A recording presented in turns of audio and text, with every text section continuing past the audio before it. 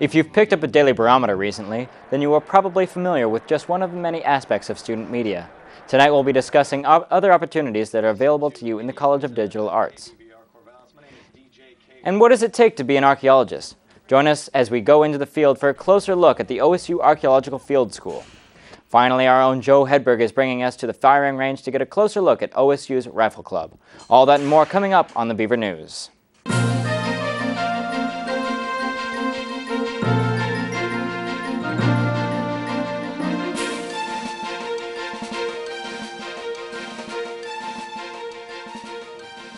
Good evening, I'm Hayden Wilcox and welcome to your Thursday night edition of the Beaver News. We're glad you can have you with us. Many of us are aware that OSU is overcrowded. In fact, over the past decade, student enrollment has increased by 30%, and vacancy rates for rentals are at a mere 1%. This is creating a huge demand for student housing. But what is being done to solve the problem? Measure 0280 may have the solution. Measure 0280, otherwise known as the Zather annexation, would annex a 33-acre piece of land close to campus to use for student housing. The proposed building would house 650 students and would be located conveniently close to campus. Landmark Development has offered to step in to handle the construction. Landmark is one of the only local companies that focuses specifically in student housing. Those opposed to the measure have pleaded, "Not in my backyard," and have voiced concerns about parking, traffic, and extensive construction bogging down already busy roads.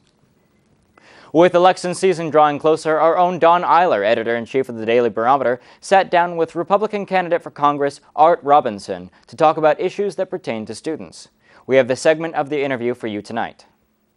The cost of tuition for students has gone up almost as much as healthcare has. What should be done? Well, boy, do I know. I went to Caltech, which was one of the more expensive places in the country, and when I went to school, tuition room board at Caltech was $2,000 a year.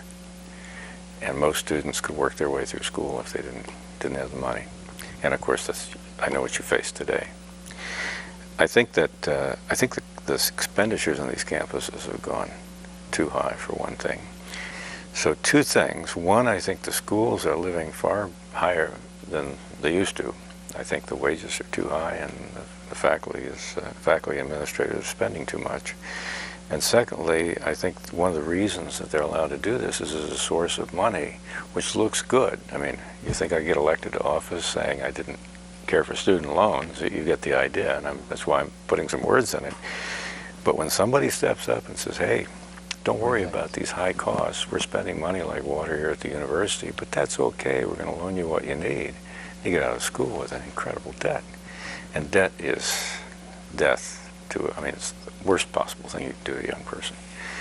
So I think we should get the costs in the universities down consistent with what the students are able to pay without debt. And we ran our universities for at least a century at costs that students could work their way through school. I don't like the idea that students leave with debt, even though a loan seems like a benefit. It's not. It is a reflection of too high costs that are enslaving the student to debt. If you'd like to see the video in its entirety, check out the Daily Barometer website. Get your OSU banners and wear your colors because homecoming is just around the corner. Spirit Week will be from October 15th to 20th, and the MUPC will be hosting different events throughout campus to get students excited about homecoming weekend. On Thursday, the marching band will lead a parade down Jefferson Street before the annual homecoming bonfire starting at 7:15. Grand Marshal Alex Serva and Mike Kelly will be speaking at the event. So grab your friends and clear your schedules. Spirit Week and homecoming are a great time to come together as a community to enjoy good music, good food, and good people. We are heading into the final month before the presidential election, and many students are struggling to find a place in which they can actively watch the debates. Well, ASOSU has the answer. They will be broadcasting all of the upcoming presidential debates in the MU Lounge. While the vice presidential debate will not have a student-led commentary afterwards, the following debate will offer discussion where students can voice their opinions, concerns, and comments regarding our potential president. The vice presidential debates will be held on October 26 at 6 p.m. Over the summer, I was given the opportunity to follow OSU's Professor of Archaeology, Dr. Lauren Davis, for an inside look of what it means to be an archaeologist. Tonight we'll be showing you the first part in our series of the OSU Coopers Ferry Archaeological Field School.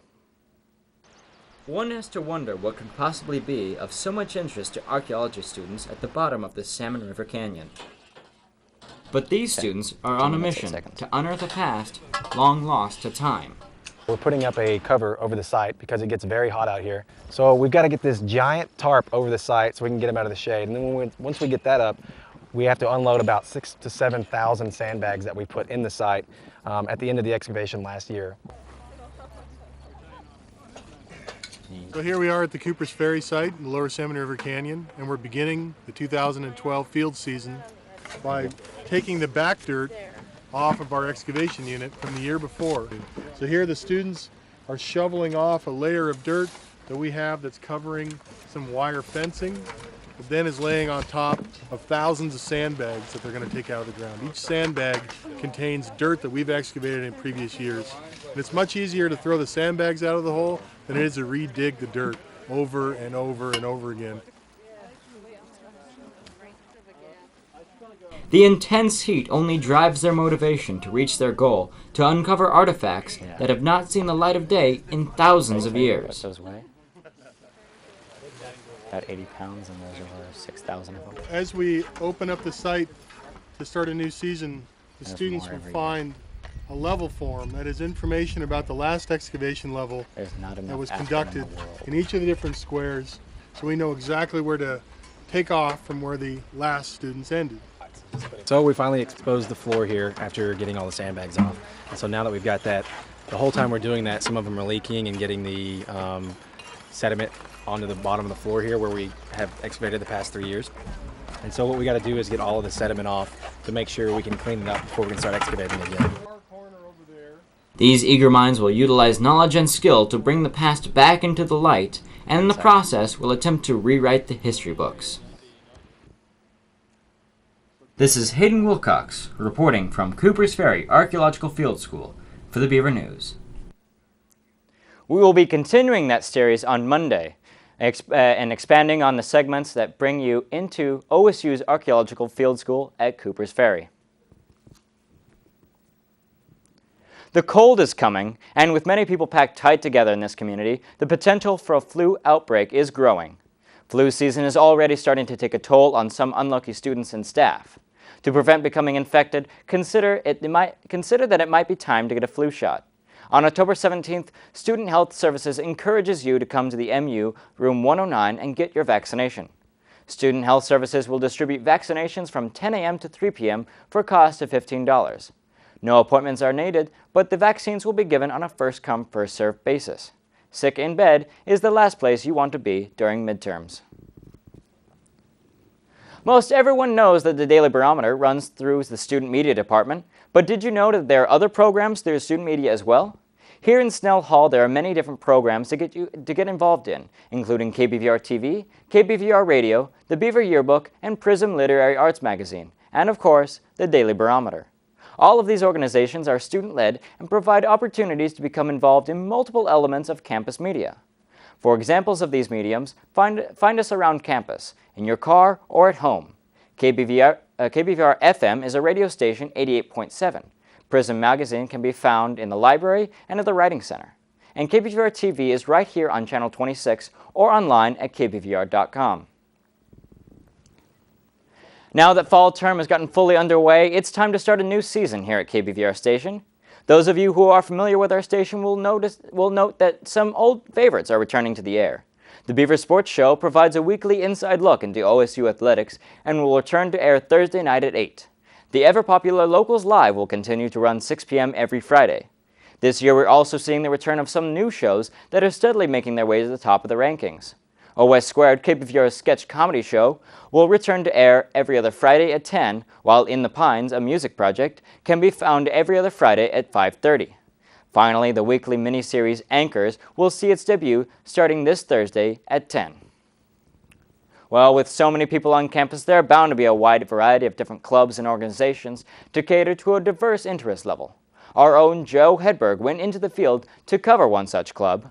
but this turned out to be anything but a normal shoot.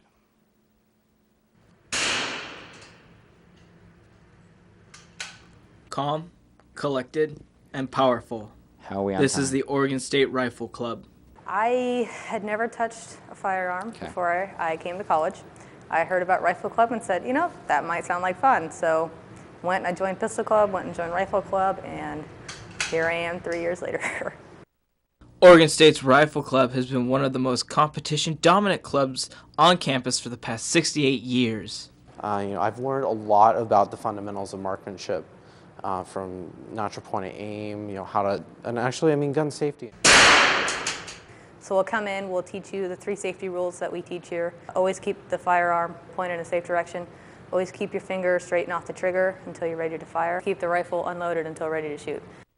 I wanted to do it, try it out, and see how I liked it. I came here, I tried it out, and I loved it, and I've continued ever since.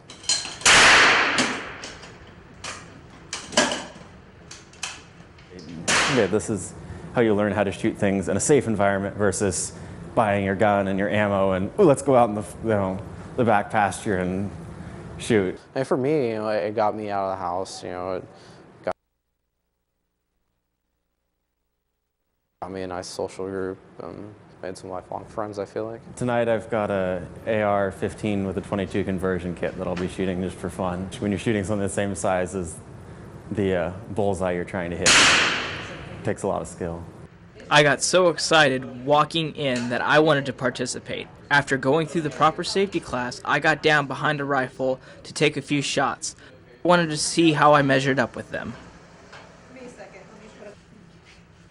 The bullseye that we're shooting at is the same size as the bullets we're shooting. So if you hit it dead on it, it takes it all out.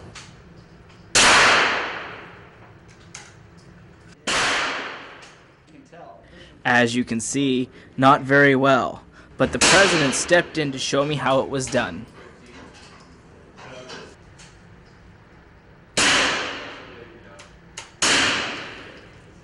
We are undefeated since 2000, so this is our 12th straight year winning every match.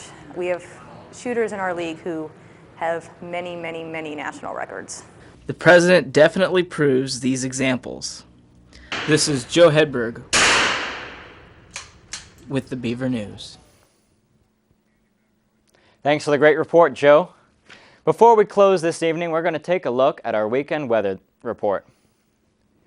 It looks as if today was our last day of sunshine before we head into our first of the rain this fall. Friday's high is projected at 63 degrees with a low of 52. On Saturday, we have a 50% chance of rain and a high of 61 degrees. It looks as if the rain is going to stick around for the next few days. Sunday, we might hit a high of 68, but Monday will bring us back down to 63. Finally, Tuesday will continue our rainy day streak as we head into week 4 here on campus. Well, we are just about out of time, and I want to thank you for joining us this evening. I'm Hayden Wilcox. Be sure to join us on Monday for another episode of the Beaver News. Have a good night.